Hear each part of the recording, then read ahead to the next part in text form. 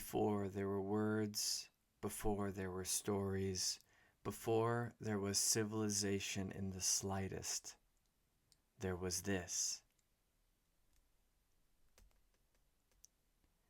After all, they say, in the beginning there was light. And what is this? What does this mean? What has this meant? Archaeologically speaking, the earliest known evidence of control of this fire dates back 790,000 years ago. Our species seems defined by the discovery and the utility of this fire. Its presence pushed away animals. Its presence guarded the plants from insects. And to many different cultures, it was brought in the most sacred of manners. Might we say, the Great Spirit gave the first fire and established people. But above all, this is our first teacher, our first guide, our first inspiration, the divine. Of everything else that is mundane, this presence was the first marker of reverence. And it's been said that everything comes from this. The arts, the crafts, the sciences, everything builds up out of and after this inspiration. The idea of the sacred fire, the basis of culture. We might say we are delighted. We might say we are enlightened. And this begs the question of what is that light that lightens? What is the light that shines awareness? This is the sacred fire as it is understood to be inner and as it is corporealized in the flux that we see before us. This spiritual ancestor, this lofty idea of the heavenly fire, of the ether beyond, or even as it is below us in the subterranean fire. And depending on the case and depending on the origin story, we might find that fire is obtained from below, or we might find that fire is obtained from above. But what does it mean? And this goes many different ways, of course, but obviously it seems to be living, and it seems to be powerful. It devours endlessly, becomes hungrier and hungrier, bigger and bigger, and this giant red blaze like blood and burning hot like the sun or like the heat from your own body. And this is aliveness. When we are our most simple self, prior to civilization, prior to all, this heat is a part of its life. It shows its life. And we are the perpetual fire. The fire is us. It lives in us. It lives historically as our solar plexus in the liver. And thus, when cremation begins in human history, the body's release from the soul by virtue of the fire. We release you from this earth that is your body with the divinity of the fire. Particularly prior to the Iron Age, many cosmologies, many folklores tell of the fire's creation as a sexual act. The act of bringing two pieces of wood together to cause a friction, to show the spark of creation that lie therein, the life that lie therein. This particular interpretation of fire's beginning is corroborated in Mexico, India, Eastern and Southern Africa, in Borneo, in the American Northwest, and onward. This life essence is sexual, in the sense that sexuality creates life, and the fire itself is that eros, is that passion and that very life force at the center of all action. In the magical and indigenous traditions, fire represents the cardinal direction of south. It represents will, destruction, creation, fertility. It can heal you and it can harm you in the same way as it represents new life, while it destroys what is old. In tarot, fire is most often represented by the wands. In any religion loci, or what is otherwise called pagan or folk traditions, fire is at the very center of ceremonious occasion, bringing not only illumination, strength, health, and energy to said ceremonies, but also is an invocation, a summoning of various spirits or elemental beings. In what is otherwise referred to as witchcraft, the animal that best represents fire is the salamander. And speaking to the magical initiations of our folk traditions, we can look to the example of the Slavic story of Baba Yaga, and how the young woman needs to procure the fire that Baba Yaga withholds, has to go through a series of very intricately impossible tasks only guided by her intuition, and must earn the fire to bring it back. But in this case, the fire most astutely seems to represent clarity, illumination, or directedness towards life, a knowing of who you are and where you're going. But then there are the many cases in folk traditions of fire being stolen. We have many instances of this. For instance, Maui taking fire from the underworld and putting it in a tree. We saw this with the Aboriginals of Australia, where if I recall correctly, it was Crow who brought fire and put it into the tree. Another story would tell us how Spider Grandmother took fire from the sun and gave it to the people so that they could see in the darkness. In Hinduism, in the Rig Veda, we see the story of a hero who steals fire and brings it to mankind. The name of this hero means air, wind, breeze. This could be to say that the air brings the fire. Typically, the deities that bring fire to man are those of trickery and chaos. And in this way, they represent the fire in the way that you might think there is control over it, but it always has its own card to play. If you put fire in a box, it destroys the structure. Fire does not obey containment. And in these many stories of different deities that steal fire, the Western mind immediately goes to Prometheus, whose name means forethinker. Now, there are many stories of Prometheus, but the one that pertains to us best is the story of Prometheus having a hand in the formation of mankind, of course, forming them from clay. Prometheus and Epimetheus were given the task of giving gifts to all that was created. And with each, for example, they would give fur, or they would give wings. These were gifts to these particular creatures. But by the time mankind was made, they had ran out of gifts. So Prometheus, honorable in his own way, looked to see what he could gift mankind. And he bumbles his way into the workshop of Hephaestus.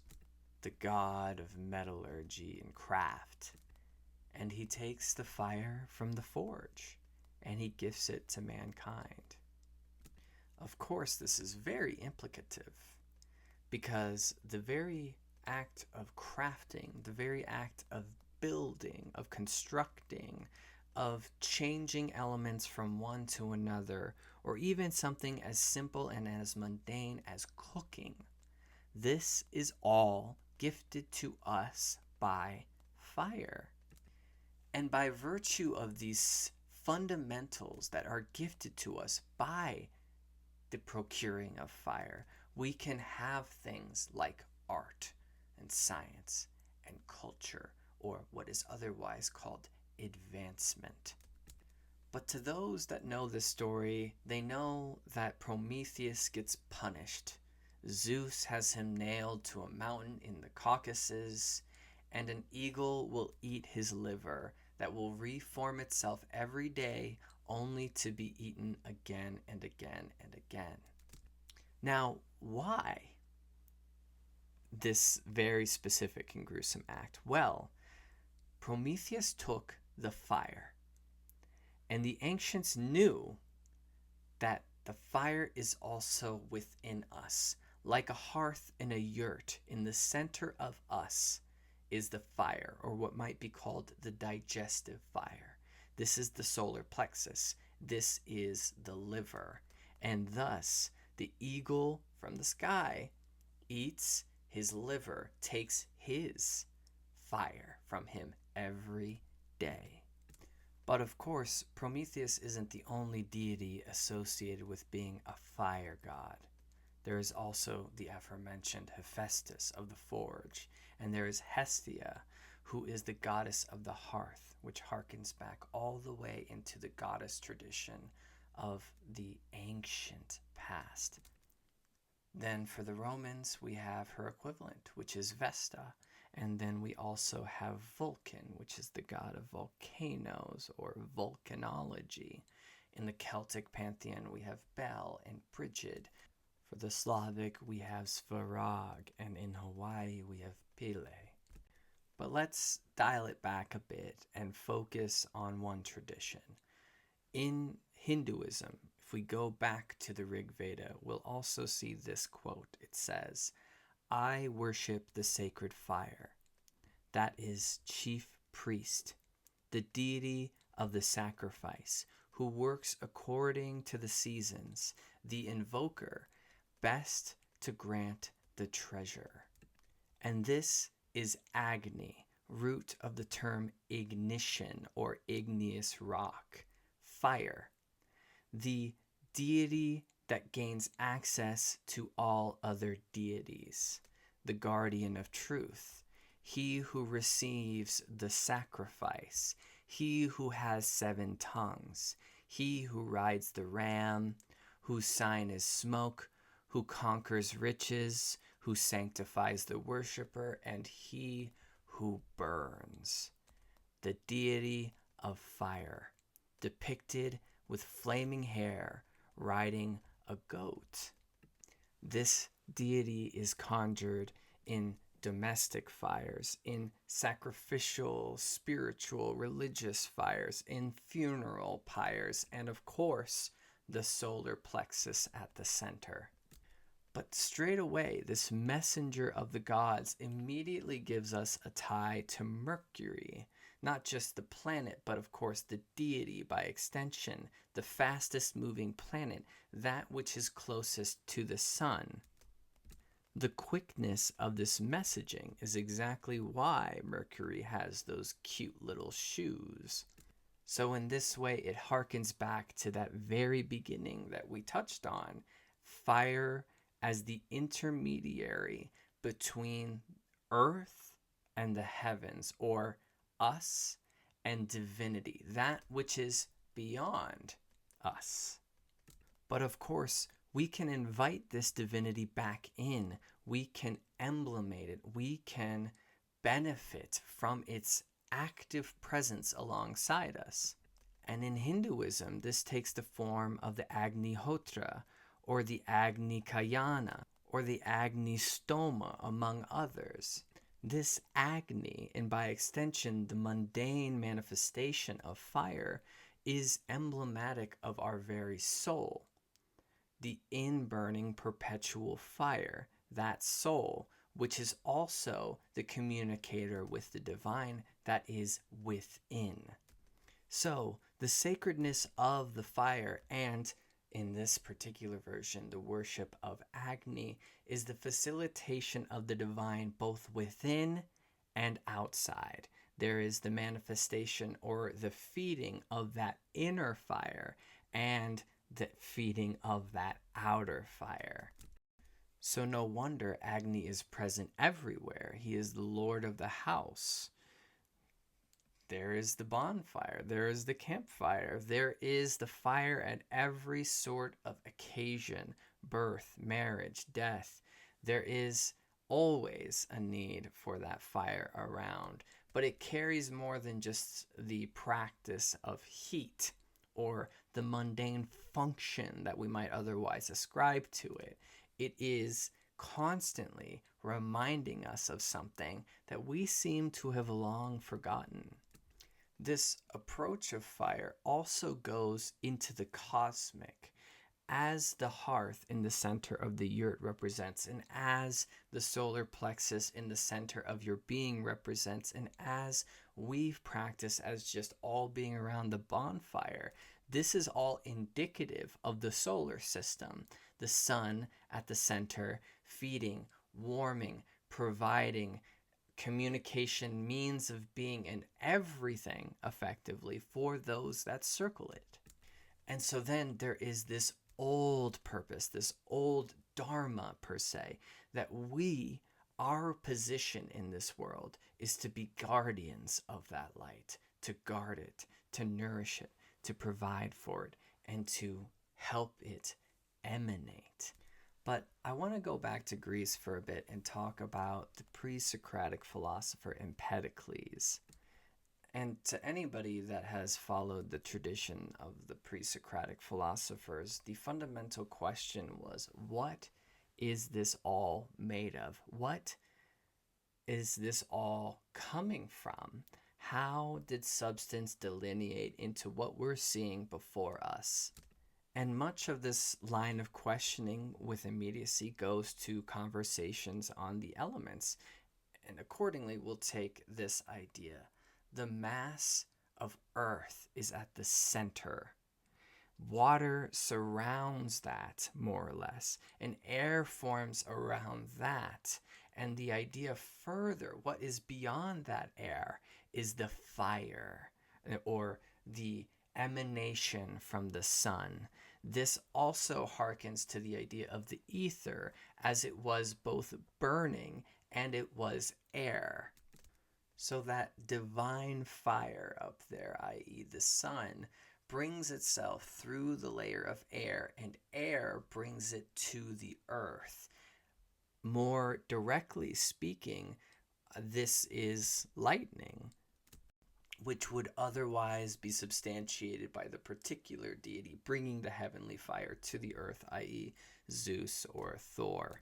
But this substantiates the previously mentioned thought of fire coming through the air bringing that fire. Again, this is true literally and metaphorically to the ancients. But I bring up Empedocles for another reason, and that is his alleged death. One account says he died at 60, another says that he died at 109 years old. But as the story goes, he had the gusto to throw himself into Mount Etna. And by the understanding that we've been establishing throughout this talk, the belief would be that he will transcend. By doing so, he will shed the body and his soul will be transcendent. He will, in another leaning, become an immortal god. This act shows devotion. It shows the willingness to join the functions greater than yourself. Though this is made comical later on, there is a satire that says that he was carried up to the heavens by this volcanic eruption. And he landed on the moon. And he lives up there, and he survives on the dew. I guess we can ask ourselves the question, did Empedocles move on to the heavens or not? But this reintroduces that paradoxical element that I've been hinting at, this idea of being a destroyer and a creator. The fire needs the fuel of the things that have died, and it turns it into that life force. It is protecting us, and it can destroy everything that we have. This death and rebirth intermixed with this idea of ascendancy, the smoke and the sparks that billow upwards back to the heavens, that being indicative of this move towards transcendence. Send me up that way is the idea. And of course, this idea of rebirth comes directly to the myth of the phoenix, the bird that burns itself to death and is reborn from its own ashes. This symbol, of course, is almost like the Ouroboros, this symbol for the cyclical nature of life and death. Death needs life, life needs death, so on and so forth. This both destruction and creation being simultaneous. And then, of course, that naturally transitions to the very shifty cultural motif of dragons, most often portrayed as fire-breathing destroyers, but they also have some sort of divinity or trick about them. And then, of course, there is the Djinn, which are smoke in their earliest root. Or, the root of the term genie, as most of us are familiar with it. And both the Djinn and the dragon represent this kind of trickery where there is power there, but you better watch your step when it comes to working with it. And that smoke mentioned is also a big part of this moving story of meaning when it comes to the fire. The smoke has often been used for pyromancy, or seeing visions or divinity through the shapes that are procured from the fire. But speaking more broadly, what is regularly invoked is this center fire of the ceremony, and that is practiced throughout. Say you have a group of Wiccans dancing around the fire as it represents the sun, or say that you go back to the Vedic traditions and you look at the yagyas, or if we go to the native traditions and look at the Anipe. But we do have another tradition to focus in on, and that, of course, is Zoroastrianism. And this is obvious because Zoroastrianism has a long-held practice of what could be misinterpreted as fire worship. And this has potential for misinterpretation because it's not that they are worshiping the fire. The fire has its own meaning, which we will work out here. The Zoroastrians have temples devoted to keeping a sacred fire that only is being fed by sandalwood. If new temples are made, the fires from the other older temples are brought in a very particular process to become the fires in the new temples. And at this way, this is maintaining the same fire through time.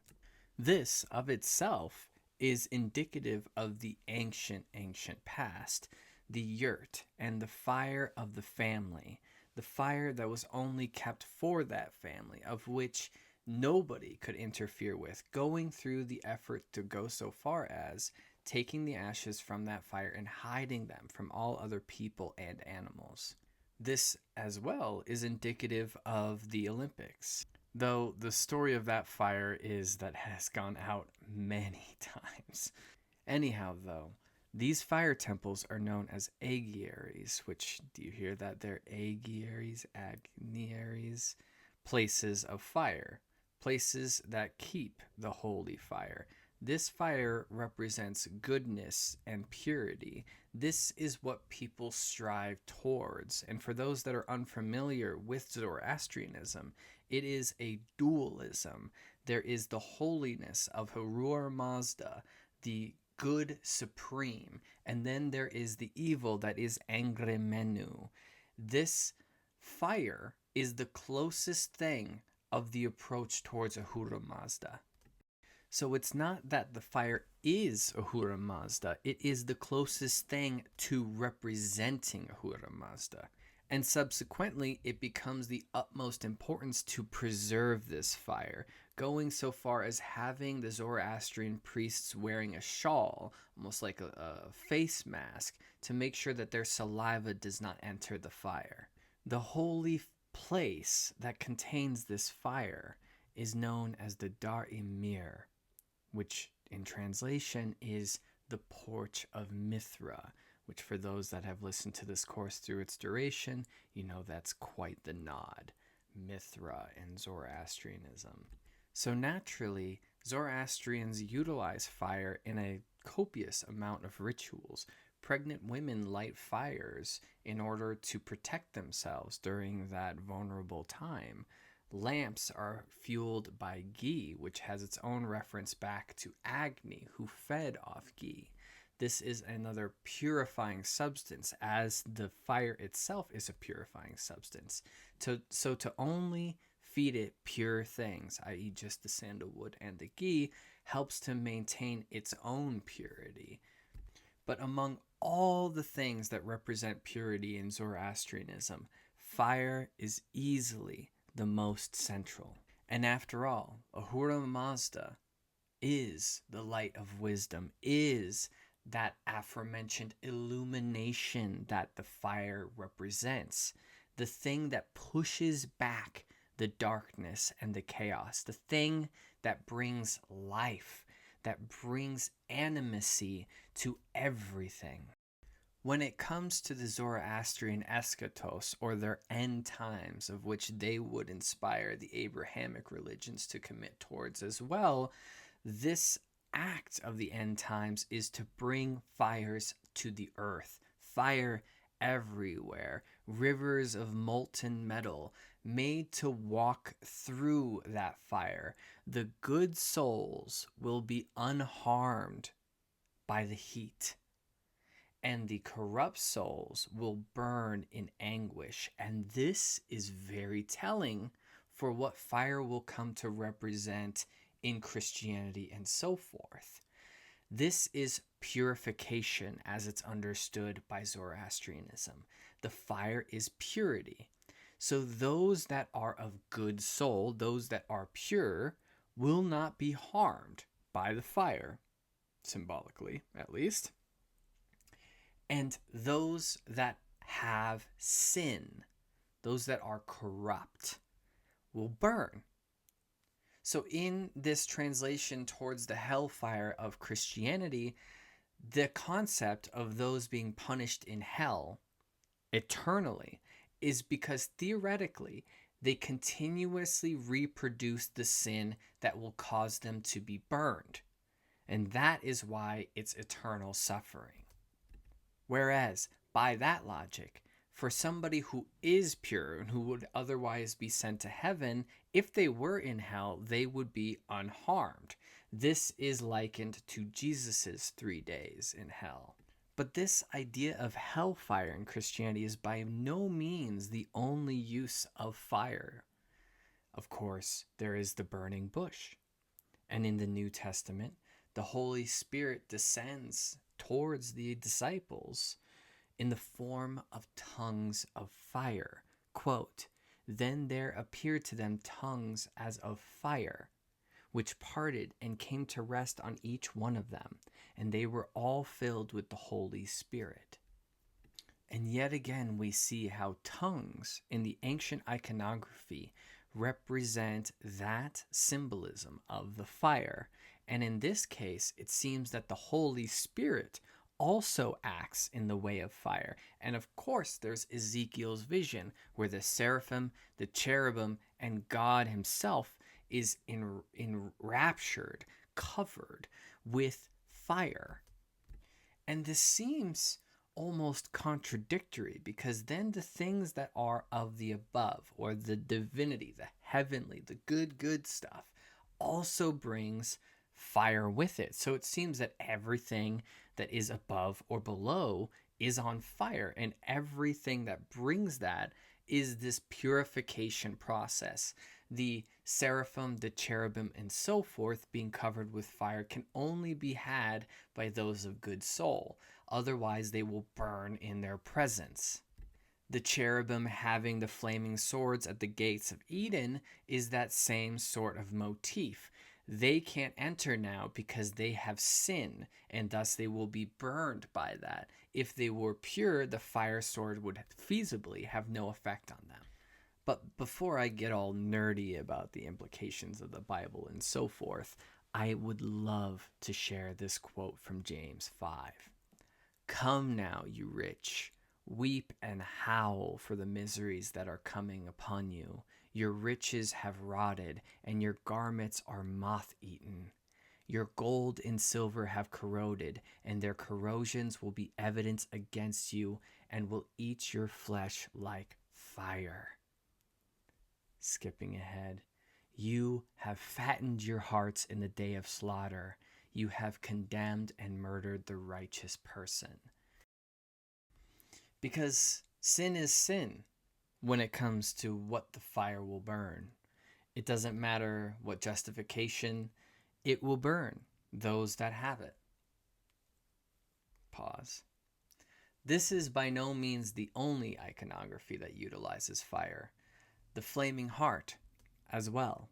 The sacred heart, ensnared by the crown of thorns, showing the wound by the lance and shining with that divine light. And interestingly here, this fire seems more to represent the love or the passion, the Christ's passion. But effectively, in time, we see more of that practical utilization, which would be, say, for instance, the belief that fires or bonfires scare away evil spirits and witches. And this subsequently goes to the burning times, which we've covered in the course before. These massive bonfires to clean that soul of all of that devilry and sin. Still to this day, there are witch burning festivals in Europe, for instance in Prague. These fires are lit to keep away the cold winter and to welcome in the warmth of that spring. This mention of witch burning is particularly poignant when it comes to consideration of the baptism of fire. This approach was utilized by the early Gnostics when it came to their very serious approach towards the exodus of the body towards the divine, which would be very much in line with what we saw with Empedocles earlier. But this practice of burning oneself or testing oneself by means of fire goes back to, say, perhaps the idea of the fire walk. In this case, that was more utilized for initiatory purposes, to show one's gumption, to show their devotion, to press past hesitancy, and to show a test of faith, to approach it and move through it. That would be an invocation of the miraculousness that you survived unharmed. And if you weren't burned in any meaningful way, then that was a display of the sanctity of your character or the purity of your character. But that extends well into the past beyond what Christianity would appropriate.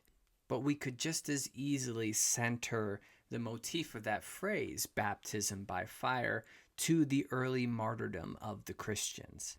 But to round this all out a bit more, we should also look at Buddhism, which in this case we're looking at Theravada Buddhism and the fire sermon of all things.